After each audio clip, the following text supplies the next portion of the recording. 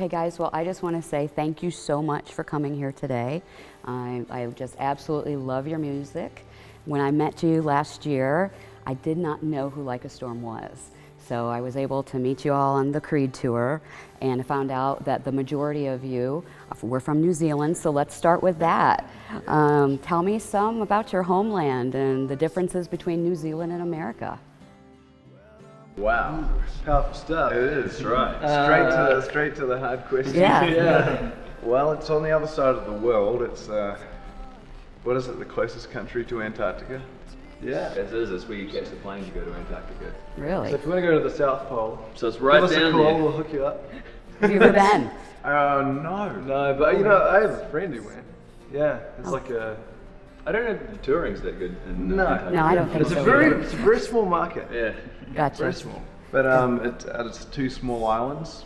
Well, I guess three, well, maybe more, but two main islands, and you could drive each one in about 12 hours, and you could tour the whole country in about 2 weeks, which is a total contrast to here, where we've been touring for 4 years and we've barely made it to the same place twice. Are there any places, since you have been touring in North America, that you wish that you could go back to go sightsee? Pretty much You know, all of we've them. driven past Mount Rushmore about 10 times and never actually seen it. Okay. And the So Grand that's one Canyon. place I'd like. Grand One Canyon. day it'd be like, we just want to go off the road for like an hour so we can find Yeah. it. Yeah. Well, I Maybe saw it go on to- National Treasure too, so that was pretty It'll cool. look good, but it? Close enough. Well, that's pretty Sort of on awesome. Team America. Yeah, that was a documentary, wasn't it? Yeah. Gotcha. That's how we learned everything we know about America. America, yeah, that's from right. Team From America. Team From Team America? Okay, Yeah. very good. Now, you are from Indiana. I am, yeah. Okay, tell us what you have been doing. How did you meet up with Like a Storm? Well, I was going to school and doing that whole thing, and these guys played an acoustic show that I happened to be at, and I met them, and you know, we got along pretty well. I mean, they're great guys. Right. It's hard not to get along with them. Yeah. He has to say that. Yeah. It's in his contract. He has to say that at least once in an interview. That's right. And did I just mention? Yeah. And you know, at the time they were touring with Alter Bridge, and later they came back and they played another acoustic show in the area. And Chris and I jammed a little bit, and my dad jammed with us. And it was Okay. kind of a cool little, you know, like we played a bunch of blues songs. Oh, awesome. And then after that, they were getting some festival offers and stuff, and they were like, "Hey, Roy, you know, you want to play some festivals with us?" I'm like, "Yeah, sure, that sounds great." And sent them some videos, and they're like, "Yeah, cool, yeah, let's do it." And you know, that was a few months away, and it was, you know, I started learning the songs here and there, no big deal. Right. But then Matt called. Well, he messages me and he says, "Hey, man, what are you doing like in 2 weeks, 3 weeks?" And I'm I like, remember "Yeah," and I'm like, "Well, I'm working and you know doing that whole thing. I had graduated already." So. Okay. And he's like, "Yeah, well, Creed wants us to go on tour with him." And I'm like, "Okay, let me call work and tell him I'm not going to be coming in for Oh, the you next yeah. And, Rest of my life. yeah. And it's like, let me learn all these songs that I thought I had months to learn. And so basically, I was up until 4 in the morning every night Okay. practicing drums. And here I am. Yeah. Now, when did you start doing the drums or any kind of percussion? I started playing, I think my dad got me my first drum set when I was like 4 years old. And of course at the time it wasn't like a serious thing to me. I probably started playing seriously when I was 10 years old. Okay. But yeah, I was Really pretty... slapped for the best thing. Yeah, I know, yeah. There's no discipline, you know? So for the first couple years, were you the type of kid that took like the bowls and the lids out of the cabinet and made tons of noise? I was, and I loved being on stage, and I loved performing, because even when I was really young, I had like this little guitar, and when my dad would play shows, I would like be in front of the band jamming with them. Oh, that's awesome. And I mean, I was like, I could barely talk, but I was Yeah, you but know? you were doing the music. Yeah, I Now, loved it. what about you guys? Were you always into music?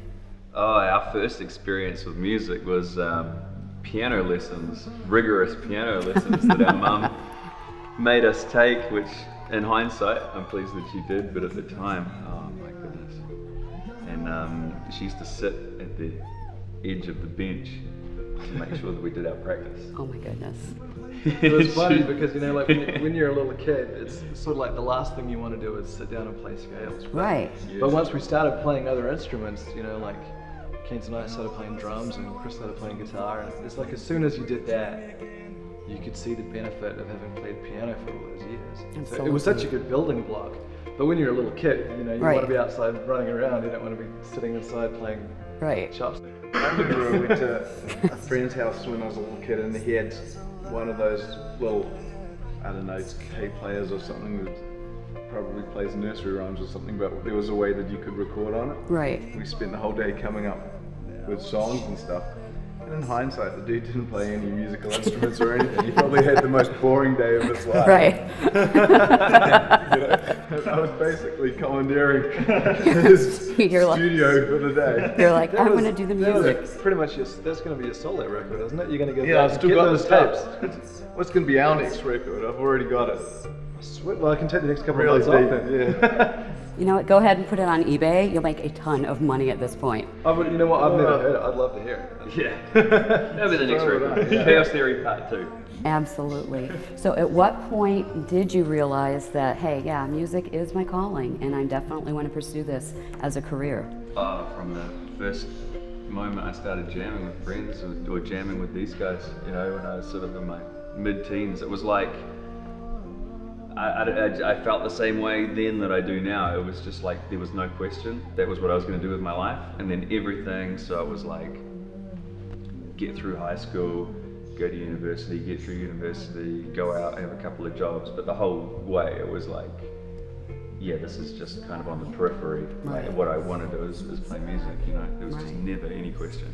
Okay. I don't think you ever really think about it as a career either, you know. I mean, like, it was just kind of like something that you had to do and wanted to do, but certainly from New Zealand, I mean, it seems pretty far away to tour and everything like that, and all these rock bands whose posters you had on the wall and, you know, CDs you listen to, I mean, they may as well be from another planet. Absolutely. So at what point did you decide to come to North America? Well, Kent and I think we'd been on 2 tours of New Zealand, and they both lasted about 2 weeks, and we were like, well, we kind of want to do something for the rest of the year. You mean, you know, do we have to wait another year to go on tour again? You know? And you know, we met some people who I guess opened our eyes to the music industry up here, and you know, all of our favorite bands have come from this area, and I think, you know, we kind of knew that if we wanted to kind of realize our dream of playing every night, this was the place to move, and right then we asked Matt to join the band, and so we knew they had to bring in the big guns. Yeah. So had you ever played with them before? We'd never played in a band together, but we would always jam growing up. Probably mostly jammed drums and guitar. Yeah, we used to jam like all different kinds of stuff, playing as a three-piece. 3 of us would play, you know, different combinations of people playing drums and bass and guitar. And so we'd never played together as a band. And you know, to be honest, I think because we're all quite like passionate, strong-minded people in our own way, we kind of felt like if the 3 of us ever got in the same band, it would be like, you know, the universe would implode or something. Right. So we always had this great chemistry when we played together, but we never really thought about playing as a band. And then as soon as we started doing that, which, as Chris says, is right before we moved up to North America, you know, I think we really felt like everything kind of clicked into place. Okay. And how is it as far as the creative process goes? Because you do have 2 lead singers, you do have 2 lead guitarists. Well, So Chris writes most of the records, you know, like when he's a kid, and then we just steal the nursery rhyme tapes. And then Kent and I and Roy put up parts of the song. And we wait and see if the public likes it, and if people like it, we take credit, and if they don't, we blame Chris. It hasn't failed us yet. So the baby doesn't get blamed, the middle one gets blamed. I Always. think that's pretty much how it goes, isn't it? Yeah. I'm telling you, when I see you guys on stage, you are so dynamic, and you can tell that there's a wonderful relationship. and you have fit in beautifully. Oh, yeah. What can you say it is like going out on tour with these guys? And do you ever feel like you're the third wheel? Or do you feel like, you know what, you got to keep them in order? I like the way the question was, what can you say?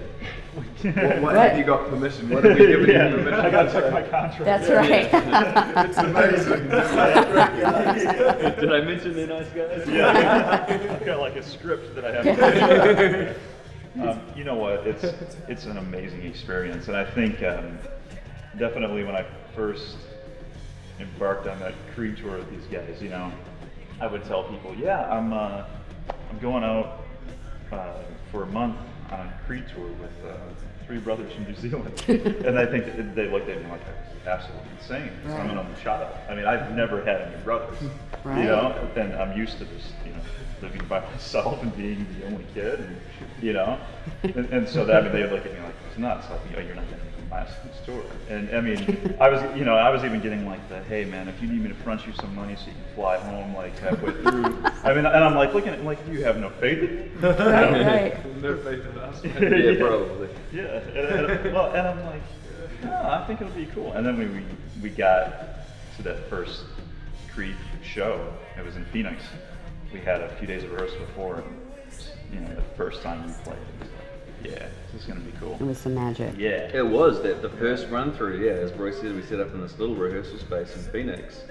And like for both sides, I mean, regardless of how it goes, you're now embarking on a 3-month tour together. Right. For better or worse. Yeah. And but it was awesome. You know, after that, I'm sure the guys feel the same way. I just knew after that first run through that we'd found the drummer for Like a Storm. And then so we did that whole tour, and since then we're on the second national headline tour. We put out a record, a live album, a live DVD. So Roy's like well and truly like ingrained in the band now, in the fabric of the band. Yeah, it's awesome. That is absolutely wonderful. It's like it's been that way the whole time. Yeah. Absolutely awesome. Well, I'm so glad that you are part of the band, because seeing you out there, I mean, you can just tell you're completely enjoying yourself. The show that we saw you guys at the other night, you had so much energy, and I know that you have been on the road constantly. So if you do get any downtime, what do you like to do? I'm not sure. I'll let you know when we get there. I don't remember. I watched a couple of episodes of The Walking Dead yesterday. Oh, there you go. And that's like, it's funny because the only time, I love that show, and the only time I've ever seen it is when they have those like weekend marathons. Yeah, yeah. So, because when you're on the road, it's basically impossible to follow any kind of schedule. That's right. So that's how I got into the show, and then I didn't watch it for about 2 years, and then yesterday I was like trying to catch up with the plot. So That's awesome. TV's, I mean, you know, there's some good stuff on TV, and it's a great way to counter the madness of being in a rock band. Now, do you have the same shows in New Zealand?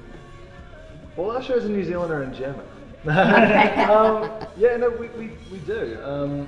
We recently got Miami Vice, which we like very much. Oh my goodness. No, Dukes of Hazzard. Dukes of Hazzard. No, what you get in New Zealand, which is quite cool actually, because it's true of the music as well, is that New Zealand's almost this convergence of American culture and British culture. Okay. So a lot of the TV, you get a lot of British comedy and British TV shows, but then you get a lot of American stuff as well.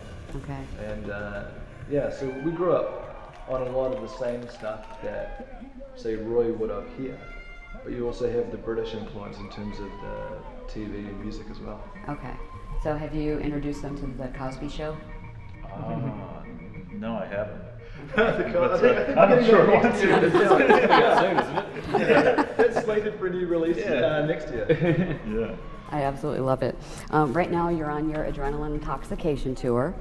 And how long do you plan on touring? Well, this one goes till August Yeah, 17th. it's a 3-month tour. Okay. Doesn't it? So And then what are your future plans going to be? then we make Chaos Theory Part 2, which we're incredibly Yeah, excited can't about. wait So for that. literally as soon as we finish the last show on that tour, well, even before then, we start, you know, working through those songs, and we record that, and then we tour again in the fall with another hit. In the fall tour, we want to do the entire US. We've been really like, we've played in pretty much all of the mainland states, Right. which, you know, most bands don't get the opportunity to do that. You know, we're really lucky with that. And so there's a lot of places that we haven't been back in a while that we've got fans. Yeah. And the last 2 tours we did was sort of more kind of on the eastern side. Right. But this next one we're going to try and get everywhere, which would be awesome. So that'll be a long one too. That'll be about a 3 or 4 month tour. Okay. Have you ever thought about touring within Europe? Yeah, we have. We'd love That's to. definitely on our list of places that we want to go. Okay. You know, one of the funniest things about, I guess for us, you know, you come from New Zealand, which is this, it's a small country, but when you grow up, that's all you know. When you Right. come to the States, it's like this place is enormous. I mean, seriously, you know, we've spent 3 months going around the eastern third of the country. Right. You know, we haven't even gotten into the middle or definitely not out to the west on it. So it's like, once you start thinking about all the places you want to go back to, the tours are getting pretty long. Absolutely. Absolutely. Where is your main fan base right now? I think for most bands, the main fan base tends to be in that eastern third, just because if you look at one of those like satellite maps with the electricity consumption or Right. the lights, you can see that that's where, you know, That's most just of from the our tour. population is. Yeah. That's us sucking up all the energy for the whole country. That's right. That's all the 9-volt batteries we use. We've got to plant like 1 million trees at the end of it. Yeah, Carbon neutral. Set it right, yeah.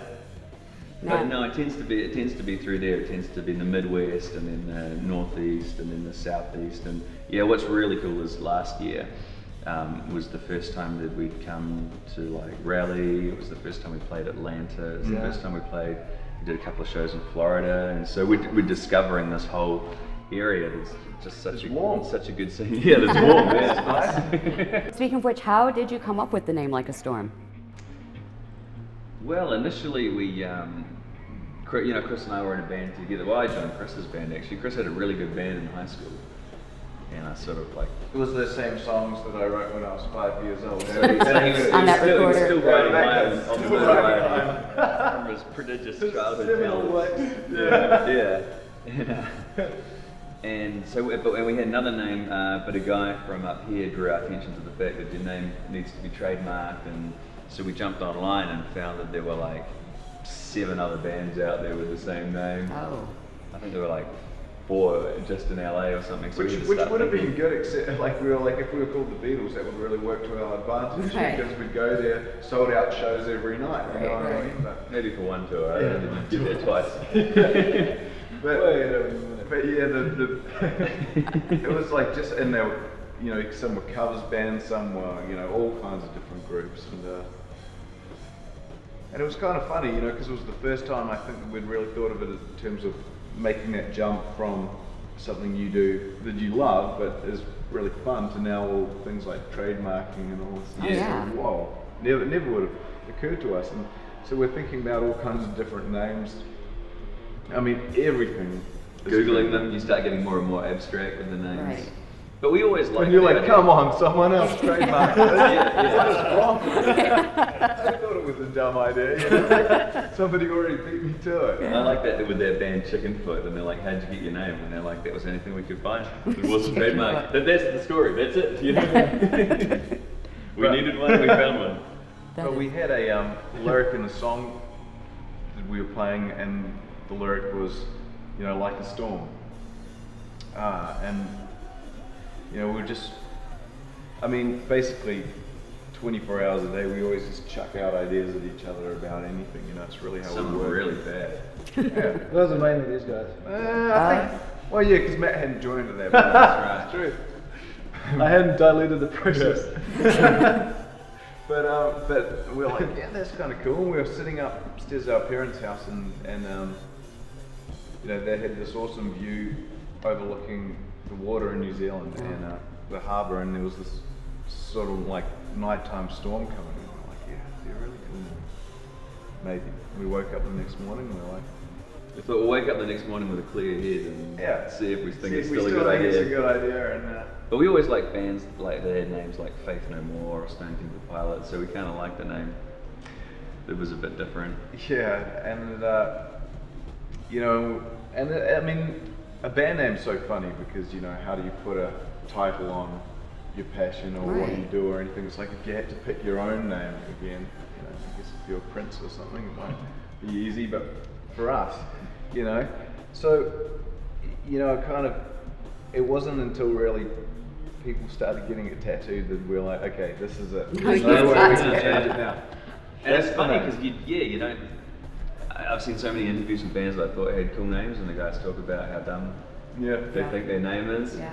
And then we've had people come up to us and they'll, like guys in big bands, and say that they think we've got the coolest name, you know, and you don't even Absolutely. think about it. I don't know, after a while it just becomes It wouldn't like your own surprise name, you you if know. they said one or the other. You Yeah. guys have the worst name ever. You guys have the coolest name. That's great. I have a question as far as touring. If you could go on tour with anybody, who would you go on tour with? For me, it would be the Foo Fighters. That would be awesome. Oh man, it probably wouldn't make a lot of sense, but I'd go on tour with Joe Bonamassa just so I could watch him play guitar. Oh yeah, that's an awesome one. How about you, Chris? Oh, I would love to tour with Metallica or someone like that. That would be. Yeah. That would be absolutely. That would be your amazing. ultimate. I don't know. I mean, there are a few different bands that would be great to tour with. You know, obviously Motley Crue would be another one that Right. would be just amazing. You know, to tour with. I mean, no shortage of bands. Every time, we go and watch as many rock shows as we can, and every time I'm like, man, I wish I could tour with this band. There are just so many great bands out there. Yeah. What about you? Oh man. Well, I would have said Creed, but There you go. yeah, I thought you would have said like a storm. yeah. Like I Come on, stick to the script, man. Cut that, let's start again. Probably Incubus. I'd love to. Oh. Yeah, that'd be a good one. That'd be a good one. And 30 Seconds to Mars. Oh, yeah, that'd be great. And, What about REO Speedwagon? Yeah. REO Speedwagon Because Sticks. we have such a there's such a Striper. high chance of going on tour with them because REO Speedwagon always seems to be playing everywhere we ever go. Yeah. So It's true. maybe we can just get on the opening I slides. saw, a quest for the Temptations, Roy. So Oh. you could open up that show. Get back to your roots. Yeah. Yeah, we just need to form the Jackson 4. That's right. Put on your glove and you'll Yeah. be good to go. Yes. Mm-hmm. You'd absolutely be good to go. What else do you like to do? You mean there's other stuff? Once to do? again. Besides music, Not sure. and we're not going to say downtime, but No. like I know movies, but any other hobbies? You said I mean- not music, right? Right, not I music. think realistically, I mean, we tour so much, and we're always writing, we're always, jamming stuff and that kind of thing. I don't think there's probably not a single minute in the day as it is, we've seriously eaten into the sleep time. Right. We've gone down from like, whenever people are like, hey, try and get the standard 8 hours. Yeah, right. What, like 8 hours a year? Yeah. Now, do you usually, after you do a show, do you try to head to the next location, or do you try to just stay in the city that you're at and then get up the next morning? Oh, The ideally travels? stay Yeah. where you're at, yeah. If you can stay where you're at, it makes a big difference, Okay. But what's funny about, in terms of what we do with time off or anything, it's funny because, we go out on these long tours, which are awesome, but then you get home and you think, oh yeah, man, I'm going to have a couple of days off music and I'm going to do something else, and seriously, one day goes past, and then on the second day, you can hear everybody like starting to play their guitars and getting their guitars and Yeah. putting the studio back together. I mean, we can't stay away from it.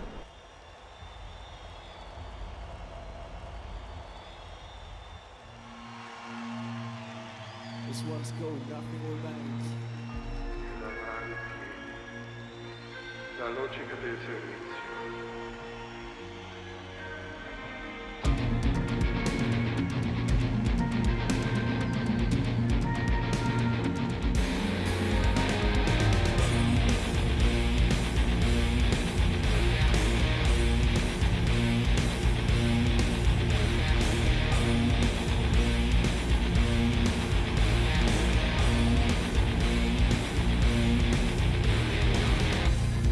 I watch the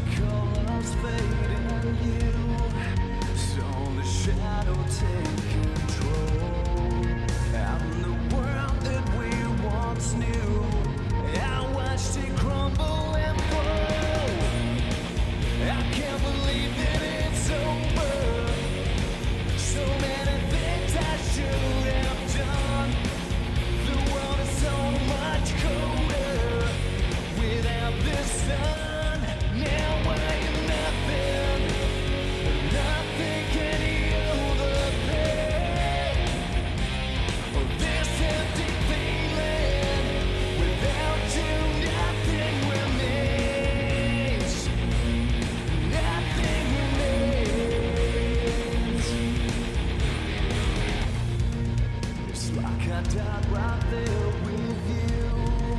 I lost everything that day. When this life I thought I knew was ripped out and taken from me. I keep living it over. I don't know what I could have done. Still my world grows colder without your sun. Now I am nothing. Nothing can heal the pain of this empty feeling. Nothing can take it away. And now I have nothing since you were taken from me.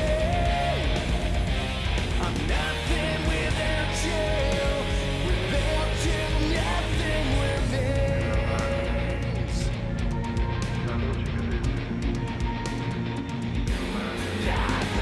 la logica della croce è la base di ogni esercizio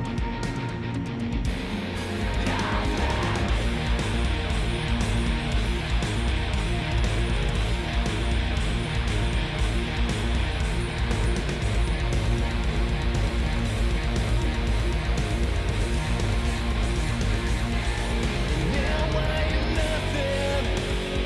Nothing can heal the pain of this empty feeling. Nothing can take it away. And now I have nothing since you were taken from me.